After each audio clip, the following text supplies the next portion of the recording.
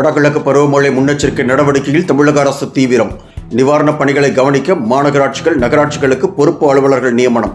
சென்னையில் 36 படகுகள் தயார். தன்னார்வலர்களாக 10,000 பேர் வரை விண்ணப்பிக்க மாநகராட்சி ஆணையர் அழைப்பு.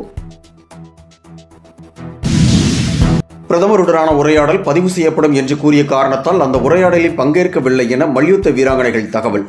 விளையாட்டு வீரர்கள் மீது உண்மையான அக்கறை இருந்தால் உரையாடலை பதிவு செய்யாமலேயே பிரதமர் பேசலாமே என்றும் கருத்து.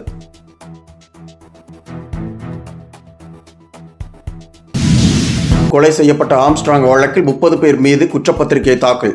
5000 பக்கங்கள் கொண்ட குற்றப்பத்திரிகையை சென்னை எழும்பூரில் நீதிமன்றத்தில் தாக்கல் செய்தது சென்னை காவல்துறை. வேட்டையன் திரைப்படத்திற்கு தடை விதிக்க கோரி மதுரை உலகநேரியைச் சேர்ந்த பழனிவேலு என்பவர் தாக்கல் செய்த பொதுநல மனு சென்னை உயர்நீதிமன்ற மதுரை கிளையில் இன்று விசாரணை. புகழ்பெற்ற என்கவுண்டர் ஸ்பெஷலிஸ்ட் மற்றும் குற்றங்களை தடுக்கவே என்கவுண்டர் வசனங்களை நீக்க கோரி பொதுநல மனுவில் வலியுறுத்தல். திருச்செந்தூர் சுப்பிரமணிய சுவாமி கோயில் அருகே திடீரென உள்வாங்கிய கடல். சுமார் 50 அடி வரை உள்வாங்கியதால் பாசி படிந்த பாறைகள் தென்பட்ட நிலையில் கடலில் நீராடிய பக்தர்கள். தொடர்ந்து இறங்குமுகத்தில் இருந்த கச்சா எண்ணெய் விலை மத்திய கிழக்கு போர் பதற்றம் காரணமாக மீண்டும் உயர்ந்தது. ஒரு பேரல் $71 இருந்த நிலையில் 5% அதிகரித்து $75 உயர்ந்தது.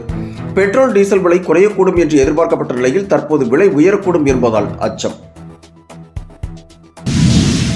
இந்திய விமானப்படையின் 92வது ஆண்டு தினத்தையொட்டி வரும் 6ஆம் தேதி மெரினா கடற்கரையில் பிரம்மாண்டமான விமான சாகசத்திற்கு ஏற்பாடுகள் தீவிரம். நவீன விமானம் முதல் பழமையான பாரம்பரிய விமானங்கள் சாகசத்தில் ஈடுபடுத்தப்பட உள்ளதாக தகவல். பாதுகாப்பு பணியில் 8000 போலீசார் ஈடுபட உள்ள நிலையில் கூட்டத்தில் குழந்தைகள், முதியவர்கள் தொலைந்து விடாமல் இருக்க அடையாளப்பட்டை அணிவிக்கவும் நடவடிக்கை. என்றும் உங்களுடன் மை இந்தியா. முக்கிய செய்திகளை உடனுக்குடன் தெரிந்து கொள்ள சப்ஸ்கிரைப் பண்ணுங்க, பெல் பட்டனை பிரஸ் பண்ணுங்க.